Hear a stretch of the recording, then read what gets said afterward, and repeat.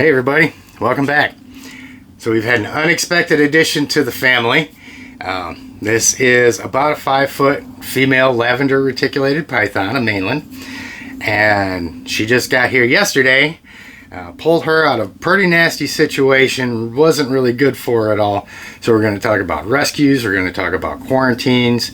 We're going to talk about some of the things that we need to do when we're picking up a new animal to make sure that they get healthy and we keep everything else healthy too. When we come back on Intrepid Exotics. Whether you're a lifelong keeper or just getting started, help us encourage responsible keeping, conservation, and public education in the interest of keeping our reptiles safe and healthy as we protect them for future generations. You're invited to spend time with us as we experience these awesome animals together on Intrepid Exotics. So I'm just getting off of work, still in my monitor lizard shirt. You'll see a lot of them with the monitor lizard holes in them from her claws. I love him, but he is so hard on the wardrobe. But really quick shout out to Patreon supporters. This is you guys right here. You know, we operate on a pretty tight budget. We was able to tap into the Patreon coffer spur of the moment and rescue this girl. And we're going to talk about some misconceptions about rescues. And I want to talk about kind of the process that we go through when we get a new animal that we know is in a bad situation. Now, you guys that follow me, you know that, you know, I went a long time without adding any new animals. You know, we've got kind of finite space here. I've got, you know, the animals that I have that I've been raising for years.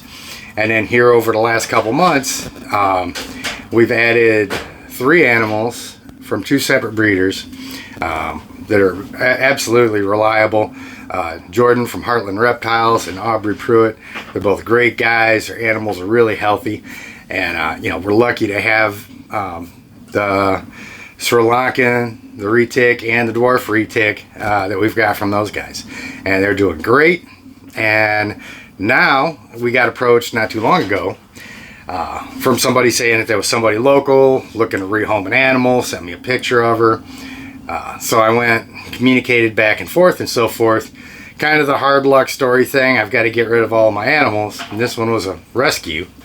And there's a story that goes along with that. And we'll get into it as we go. But I'm not entirely sure how that whole rescue worked because it was really bad when I got there. I mean, we're talking empty house, the enclosure with no heat, with no water, and a roach-infested living room by itself. And you'll see she's got a couple issues that we're going to be working her through. But I wanted to kind of address as we go here, step by step. So as soon as I got, and this is the enclosure that I picked up from over there too. I spent about 2 hours sanitizing this thing, disinfecting it, and hosing it down, and disinfecting it, and wiping it, and hosing it. So we put a lot of effort into getting that thing clean, and it needed it. Everything that was in it got tossed. But when I first walked in and seen her, like I said, she was in those conditions. I leaned down to get her. I opened up the doors. Was sitting on the floor. She was in a small hide. She stuck her head out, and I could see her tongue just, you know, hanging out there. So I lift the hide up, and no hook, no nothing. I mean, I could tell there wasn't anything defensive about her. She just wanted out of that. I went in and I picked her up. She was ice cold. And the first thing that she did is ran right to my chest, laid her head on my chest for heat, and just stared up at me like, get me the hell out of here, dude. I mean, even as bad as that situation was, I mean, just seeing that reaction from her. You know, we would talk about anthropomorphizing our animals, things like that, but I mean, this was a moment, man, and you're gonna see she's really sweet. Long story, really short, kind of condense it. You know, I put her in this enclosure, put her in the back of the 4Runner, drove her home, and left her in there while I came in and ran a warm soak for her. Disinfected a tub, set it out. I brought the snake, brought her in, set her right in the tub, and let her start soaking. And while she was soaking, I started working on the enclosure because she was really dehydrated. And she's needing a soak every day, which as soon as I get done recording and editing this, she's get another soak for at least 30 minutes. But So I get her in there, get the enclosure squared away. I'll go through quarantine procedures kind of as I get her out because I don't want it to be too long. See if we can multitask here. So anyway, you can see what I've got her in for right now. This is temporary. I'm just gonna have to break down. I want to build at least one, maybe two more 8-foot enclosures because I've got the Orange Glow Phantom upstairs that I want to get into a bigger enclosure. I can move her into the 4-footer up there. But typically when you quarantine an animal, you want to have them far away from your other animals. And you know, like I said, with the finite space here, I've only got 2 options. You know, I've got all the well-established animals down here, and then upstairs I've got the hatchling dwarf, the Sri Lankan, the green tree python, and the new retic, the younger male, that I know are going to be a lot more sensitive. So I decided to bring her down here. And I'm not able to keep her in separate rooms from the other ones right now, but there's a couple things that we do to ensure that, you know, if she's got something, we keep it contained. She's under observation here for, you know, at least a couple weeks before I really start relaxing my you know, diligence on watching her and stuff. She's got just a little slight wheeze, what you would expect from a cold snake. I don't think it's a full-blown respiratory infection, but the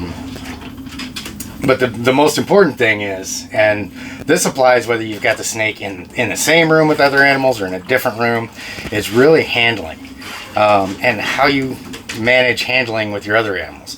You know, if you've got this snake in here and all your other snakes in a different room, and you go in and you handle this animal, and you don't wash your hands, you don't wash your tools, whatever you use, and then you go start handling another one, that's when you've really got the highest chance of passing whatever that snake has on to the other one. You know, and it's the same thing with her. When I got home today, Jay, the male retic upstairs, decided to make a mess of his enclosure. Gave me a really good shed too, and we all know it comes with that, so I had to clean his enclosure. Had to check on our super dwarf Mazikeen, make sure she's doing good. She was all curled up, all toasty in her hide. She just shed, so of course she's ready to eat again. But I got everything done, every interaction with every animal that I needed to do done before now. Because once I take her out and I start working with her, I mean, since I've got the door open right now, I'm not touching any of my other animals. You know, I'm not touching any of them for the rest of the night. You know, I'll go in, get cleaned up, change clothes and all that stuff, and then maybe if one of them wants to come out, but that's after I've, you know, changed and cleaned and disinfected myself. But as a general rule, it's just easier. Make this the last animal that you work with during the day, and that's gonna, you know, eliminate most of your chance of passing anything that this animal may have to another one. Now, of course, being in the same room, we're concerned with mites. I checked her over really well. She doesn't have mites, surprisingly enough. I was actually pretty shocked. I'm looking, I'm like, okay, where are they at? There's got to be one here somewhere. But she doesn't have any that I can see. So that's a good thing. So let's get her out. And you'll see too, you know, I've got really bare bones. I've got paper towels in here. I've got one hide right under. I got a ceramic heat emitter up there for right now. You know, and it's not meant to be pretty. I've secured the, I've got an aluminum duct tape that I use in a lot of this stuff to secure the thermostat down here so that she can't get up there and start tugging on it. Because you guys know how retics are. They'll pull everything down if you let them. And I've got this set to 89 right here. So, you know, it gets this hide nice and warm for her. That's one thing that you want to do if you go and you're bringing a snake in, it's been cold for a long time or dehydrated or sick. So you want to make sure that the temperatures are up good and high because, you know, that's how they're going to go about recovering and healing themselves. You know, they've got to have that heat in order to metabolize and start recovering from whatever's going on with them. But we're going to go in real quick. See if she wants to come out on her own. Probably not. She looks pretty cozy back there. What do you think, girl? Come on. Let's get you out of there. And you always want to keep it really simple in there so that when you want to go in and check them. And she's like in ball python mode right now. Come on, sweetie.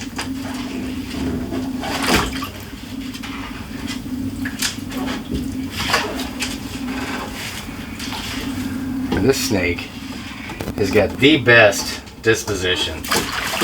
It's okay. Come on, sweetie. She is such a sweet animal. She's a mainland lavender. And yeah, we gotta get you in there and get you soaking again. I mean, fortunately, like I said, you know, there's nothing around her face that shows that, you know, I don't see any mites around her eyes or anything. Looks really good. You know, her musculature and everything seems pretty good. She's a little bit, I don't even know that she's a little bit on the thin side. Like I said, it's just that she's dehydrated a bit. Lift this up so you guys can see. And, you know, she's got some marring alongside her back here. You know, a couple missing scales here and there. And and you can see some kinks in her tail. Come on, work with me here.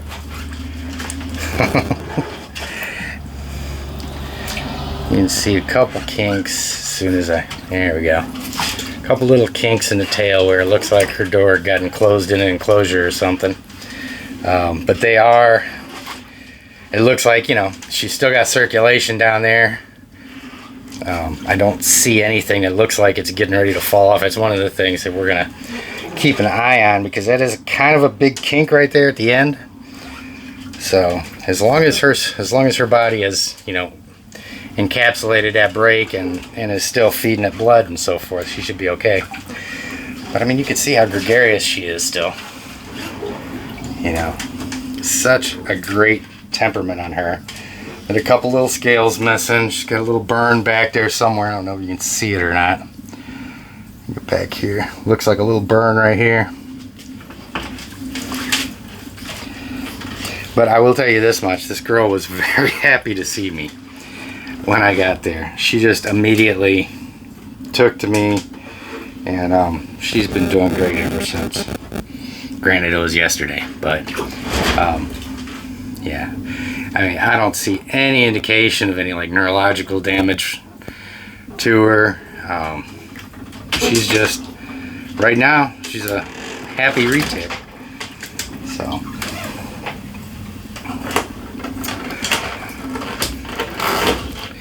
but she is going to make a really good family member, and we're just going to keep a really close eye on her for a couple weeks.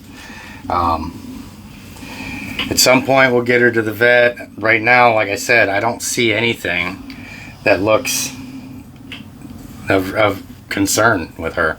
I'm not going to feed her right away. The lady tried saying, well, it's time for her to eat. But if you've got a dehydrated animal, you want to wait, let them get hydrated again, you know, give them like a good week of some soaks and make sure that she's back to where she should be before you try feeding them. Feeding a snake stresses their body out, and if their body's already stressed, then you know that extra bump in the metabolism may cause problems for them. So we just want to make sure that we get her back to a nice level, comfortable, you know, level of hydration. But she's a gorgeous girl. And it was just such a shame to see the conditions that she was in. And there was no way I was walking out of that house without her. I mean, I don't have a whole lot of faith in humanity to begin with. And I'm quite certain that I could have been a complete Joe Blow that doesn't know anything at all about snakes. And she would have sold her to me. So, but yeah, that's her. And we're going to be doing updates. Her name's Chloe. Because we got Mazakine upstairs. That's the dwarf retic girl. And how any of you guys that kept up with the TV series on Netflix, Lucifer, I loved it. It's a great series. And Mazakine was the female demon that was like Lucifer's right-hand girl. And Chloe, old Detective Decker, was one of the other main characters. So now we got Mazakine and Chloe here. Ain't that right? And you're just sweet as anything. Gorgeous girl. Very sweet. I am kind of curious to see how she does with food, but I really think based on her behavior, I'm not going to have any problem at all getting her to eat. So let's send you back home. So we'll be putting out updates on her now and kind of letting everybody know how she's doing. I really don't foresee anything really out of the ordinary. I think she's going to come around just fine. A couple good sheds and that marring on her skin, a lot of it's going to go away. Like I said, I don't see any signs of a respiratory infection. A little bit of wheezing, but not enough to be concerned about yet. And like I said, I don't see any neurological issues. Don't see any mites. Don't see any other parasites outwardly. And we'll see how she does. You know, a couple weeks.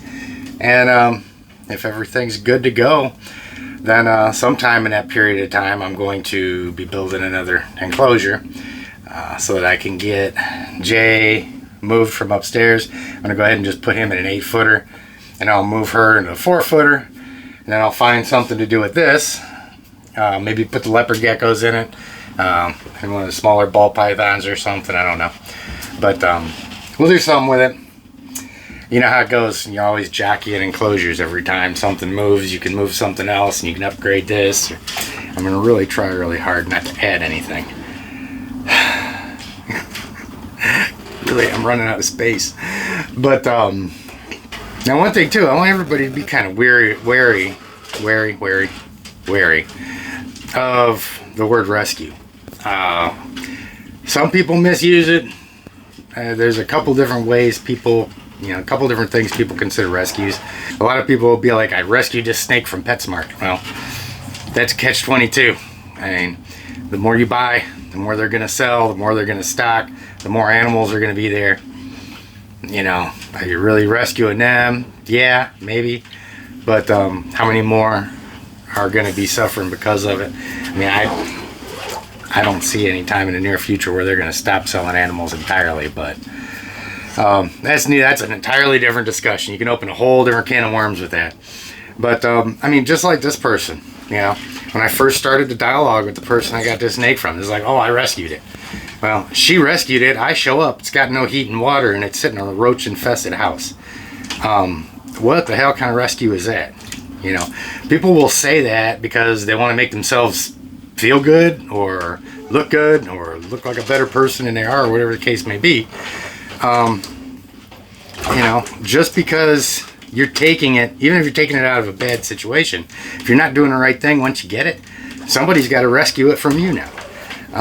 Which is exactly what happened here. Like I said, there was no way in hell I was going to be walking out of that house without this animal. It was just sad to see. So, the person that cued me in on it, I don't hold him responsible. He didn't know.